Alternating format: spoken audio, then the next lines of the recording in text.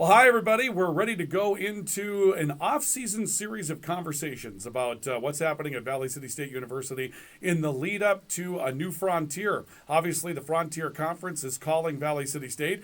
Valley City State has accepted the call, and now it's time to get ready for, a handful of adjustments to be made before we get ready to roll into a brand new set of circumstances that will be new for a lot of people. Very exciting, obviously. Some challenges to go along with that as well. And so we thought as long as those challenges are out there, why not go ahead and start talking about what Valley City State is up to, getting ready for the entry of a new frontier. And so joining us today is Dennis McCulloch, the head coach of Viking football, as well as the athletic director at Valley City State University. And he's going to start walking us through some of those challenges that we have over the course of the next couple of months to get ready for this. But, Coach, I'm going to assume at this point that it's not a 2-month adjustment for you. We'll get ready for something new coming up in August, but you've been working for this pretty robustly since the announcement last year? Take us through some of that.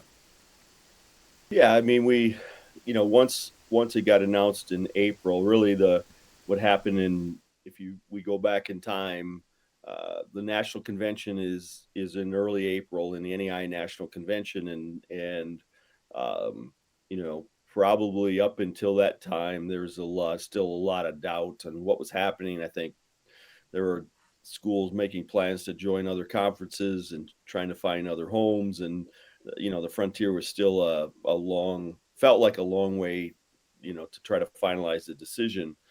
But what happened at the time was Dakota State comes on board and says, they're going to join, they're going to be a part of it, and it just solidified everybody then going, okay, well, this is more rational with Dakota State. Now all the North Star schools would add would come into the frontier, and the ability then to later to add Bismarck State, which was talked about at that same time, that their interest in becoming a 4-year school and being able to join the conference. So all of those things came together in a really very very rapidly to allow us to move forward. And once that happened, we basically have been invited to all the administrative meetings that the Frontier Conference have been having over the past year, and you start to, the first initial pieces are dramatic change in schedules, and how do you make that fairness and east west, and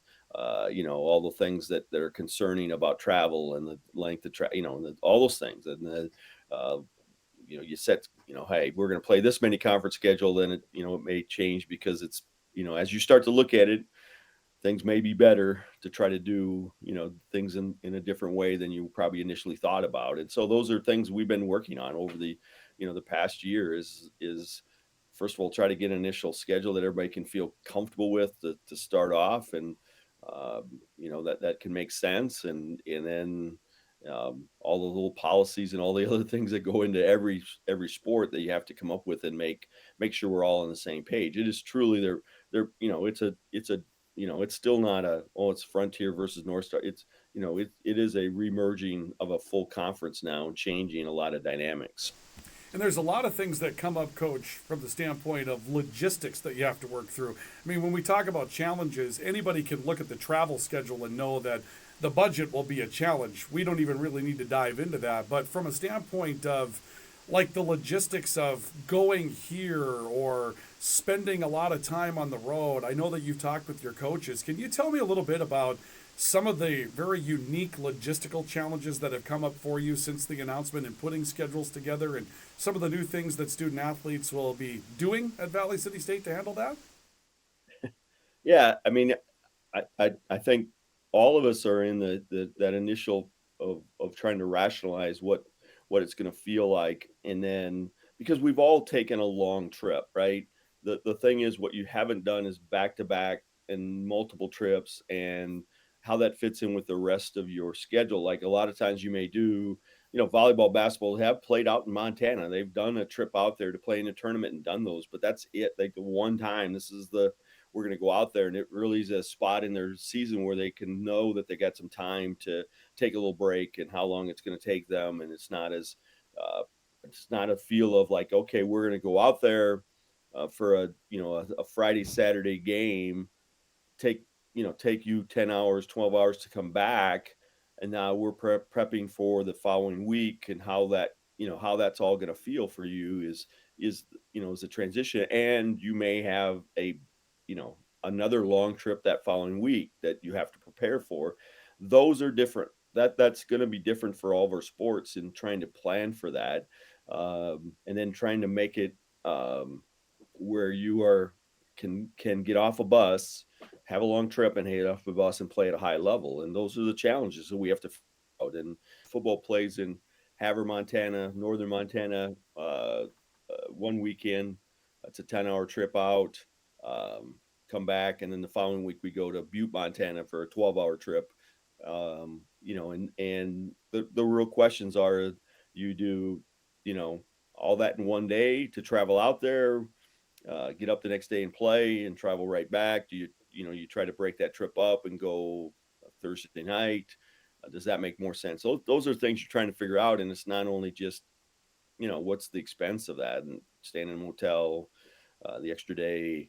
Um, all of our coaches are working through those things, and I don't know that we all have the right answers. We're trying to, you try to ask other people that have done these travels and longer travels, and the types of things we're going to work to do. And we just got to work on what is the best way, and what allows us to give the athletes the best opportunity to play at a high level once you get there. So those are things that we're working on and trying to figure out. And then you probably hadn't run into the past where if a bus driver can only drive for 10 hours, like they're shut down. So if you have a longer trip, you're gonna have to bring another bus driver. You're gonna have to, or like okay, we're going to travel back after the game.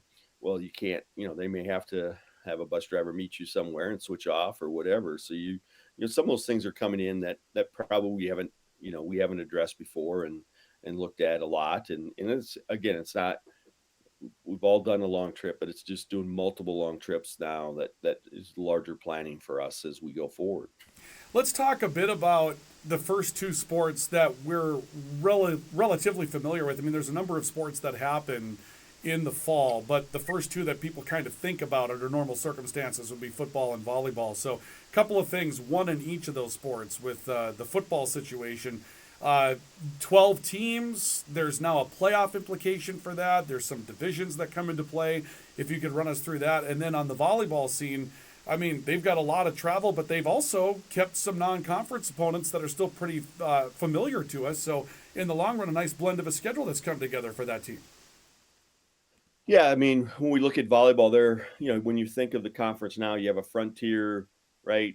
So you have the Montana teams. There's 6 teams there. There's 6 teams in the North Star. We all have volleyball. So now what they're going to do is just everybody's going to play each other twice. So that fills up. And when we start to look at volleyball dates, you only have so many dates that you can play, and a date would be like you could play multiple games on a day, but you only have so many days to play. And our conference schedule takes up the majority of those dates, right, that they can play. So they probably only get a couple actually other alternative where they can play, whether they decide to go play in a tournament and get multiple games in that date, or they play a one game, but that would count as their date of playing. So they only have a couple of those choices to do. And I know that Michelle is trying to get that piece figured out for them, and work that schedule. That's a positive for them as they go forward. The nice thing is we have 11 home dates with our conference schedule, and then we're also on the road for 11 dates, right? So there's the scheduling is fairly done for volleyball, and it's a little bit like basketball. They're not going to have a ton of non-conference dates to look at, because it's a full schedule with what we're trying to do. In football, they went east-west. We're on the east side, and we really, it's the same North Star schools: Dakota State, Valley City State, Mayville, Dickinson, and then we added to the east side Rocky Mountain, Montana Northern, and Montana Tech to our side. And then the west piece will be the remainder of those Montana schools, Carroll, Western, and then they're formed with the College of Idaho, Eastern Oregon, Southern Oregon, Simpson, and Arizona Christian is the other schools on the other side. And so what's happening is we have to play 2 games that we're required to play on a crossover between the conferences. So next year we have Eastern Oregon and Simpson.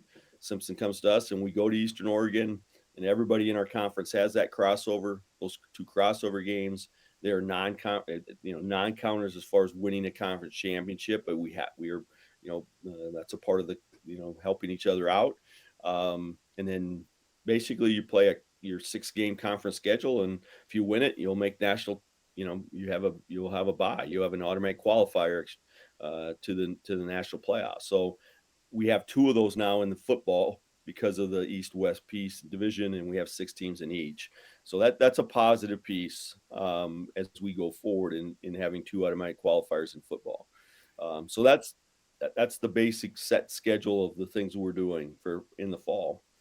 Let's address the competitive side of things, Coach. We've been familiar before with things like, within our league, when it was the North Star, obviously when it was the Dakota Athletic Conference, that type of thing. The Frontier's always been there, but it's been one of those things that we didn't really pay a ton of attention to because we wouldn't see them until the national front. Now we're going to see them in the conference. So tell me what you know about the competitive nature of the Frontier in football and what you expect to see out of some of those teams that have joined the division coming up this fall. Yeah, I mean, they're a very competitive. They've been very competitive nationally. I mean, the Frontier Conference is placed, and it's really all their main sports that they sponsor. They've all been really competitive, and in teams that are in the national playoffs and having opportunities to win national playoffs. So that says a lot about their conference and the strength when you start to look at their past. It's not just, oh well, they had this qualifier, but their qualifiers have won in the playoffs and had opportunities to win national championships, and that, like I said, those things are pretty impressive when you start to look at it. But I think we went 15 years ago. Carroll was they were the strength of that conference, but you can see in football. But right now they have multiple teams that have risen up and have all had opportunities to have good runs and been successful, from Montana Western to Rocky Mountain to Montana Tech, Southern Oregon, Eastern Oregon, College of Idaho. They have had runs where they've been playing at a high level and went to the national playoffs and had success. Really, the only football playing school that hasn't had a ton of success is Northern Montana out there. But you look at all the other programs; they each have kind of had their year of having success. So, what I think, when you start to look at that, there's a really good balance in all those teams as far as the level that they played at, and it's very, very competitive. And so it's not one week where it's got an easy week. It's a very competitive league, and we know that. So that's the challenge that will face us, and that we have to continue to push ourselves to be better. And but it's the great thing is, if you're winning in that conference, you definitely know you have a chance to go win in the playoffs. Like, if you get yourself to that level, we can do that, and that's the B is the positive, if we can push our levels to be equal with them. Coach, how about the fans? I know that you have some interactions with fans, and not just as a football coach. Obviously, there's a lot of that, but from an athletic director's perspective as well. So this will touch fans across the sports spectrum. Once they found out about this, I know that there was some initial, okay, what is that? What is the Frontier League? Now that fans have been a little bit educated to it, what's their reaction to it? What are you hearing from the general public about this new frontier that the Vikings are going into? Yeah, the general sense is some excitement about the newness, right? And I think that's the positive. Like, they're excited to see that football, we're not playing the same teams twice, and it's the same kind of feel like that you have an opportunity to play teams that we've not seen before and consistently played, and that newness, I think, is some excitement for them, and that they're excited to that they understand, I think, the quality of the league in that aspect of it. So I think there's some positive vibes about that piece. I think the first time when anybody thinks about it, it's like, oh, we're spending every week out in Montana and or on the road, and that's not the reality. Is we've definitely all are increasing some travel pieces, but I think we're trying to get everybody to embrace that it's not every week that we have to travel that far. There are going to be long games, there are going to be some long trips, but we want we understand that we have to balance those pieces out. And the great thing right now that's going on, we all can watch. We go travel out in Montana, you can still get on and now get online and watch games and still do it at a high level and see those games and still be actively involved in watching Viking athletics. And as well as when those teams come here, we hope that we can attract the crowds and the people that want to come out and see the game, and see us compete against the in the Frontier League. So those are exciting things and the positive things that I've heard back. And I think there's some nervousness. There's no question. I mean, I think it's just a great unknown, and that, I think those are the things that once we get into it next year, well, everybody will start to settle in, and reality will be here, and we'll figure all those pieces out. We had talked about the competitive side of this, Coach, and you're going to want to obviously take that competition level for all the sports to the next level. And we got the news recently that we're about, 12 days away, 11 days away by the time this is up and online, from a groundbreaking for a brand new building for Viking athletics that I think, and this is just layman's terms, obviously, has a chance to really revolutionize how you recruit at Valley City State. We've had nice facilities. I think the basketball facility has been nice. The updates at Locken Stadium have been good, but this is a real game changer that as we go into this league is a big part of attracting that competitive athlete that you're going to need. You're excited about this, and you think it could lead some real dividends, don't you? Oh, absolutely. Yeah. I mean, um, every student athlete that walks on our campus that we're trying to recruit, we know we have you're in a facility war with others, right? The things that they want to see. It's not only your facilities, but it is a check mark for every student athlete to have nice facilities and nice places to go work out in and things that you have opportunities to do. And so the great thing about this facility, it's unique, in a lot of pieces for us, that makes us unique from some other schools, and that's going to help us in recruiting. It's going to be a wow factor when you drive down the hill and you see this building.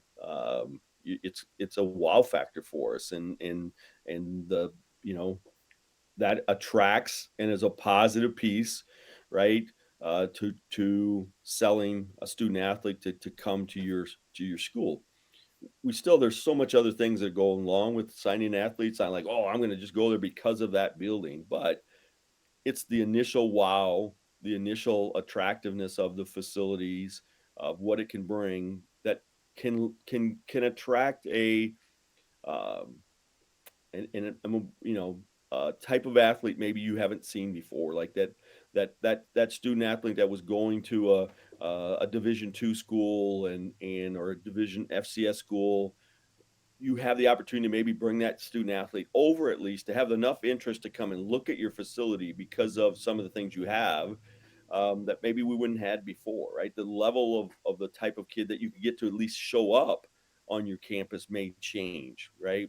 And it doesn't mean that you could it's still, you're going to sign that young man or young woman to be here. But if we can attract up, as we raise our level, the type of athletes here, that can make a difference, because the initial piece is still you have to get them at least interested enough to look, right? You never have a chance of signing somebody if they won't look, even they won't even come and take a look.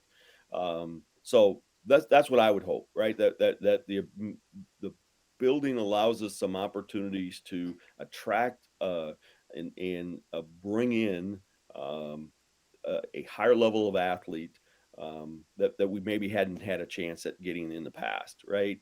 And that's that can be the game changer, right? That those student athletes are showing up here that we hadn't had other opportunities to get them here on campus. So there's still, like I said, recruiting is a really challenging and lots of hard pieces. It's not the only piece, but it is a huge piece for us as we go forward. So and it should positively affect all of our athletic programs when everything gets done.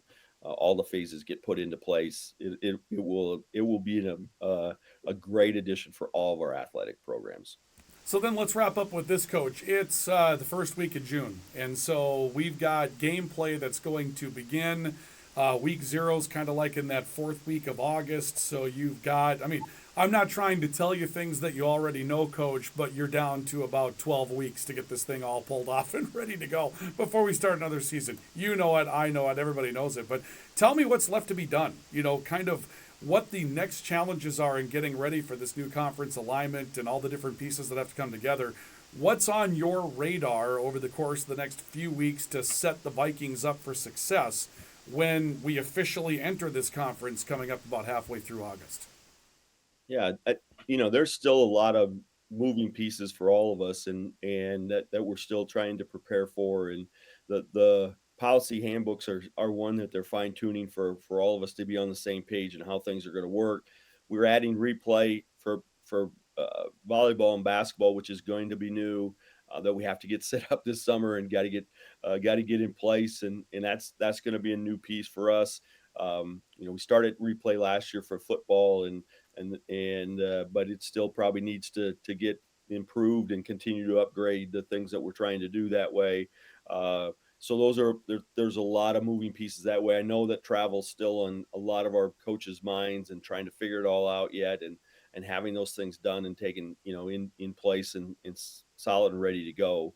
So I mean, those are the focuses right now. We have a summer meeting in the end of June with the Frontier League, and that I'll go out to, and you're kind of finalizing your those things. But then all of a sudden you're going to start to jump into years, starting what's next for us in scheduling and how those pieces are going to go.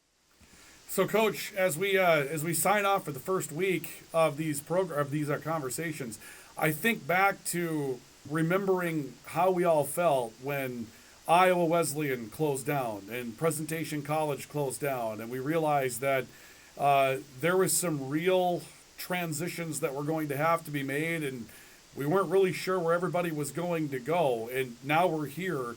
I know that there's still challenges, but do you feel like you're going to come out of this in a better spot? Do you feel like you're on solid ground? And is it kind of the first time you felt that way for a while? Is the feeling better than when you think back to Iowa Wesleyan, PC closing, and all the changes we knew that was going to bring to us?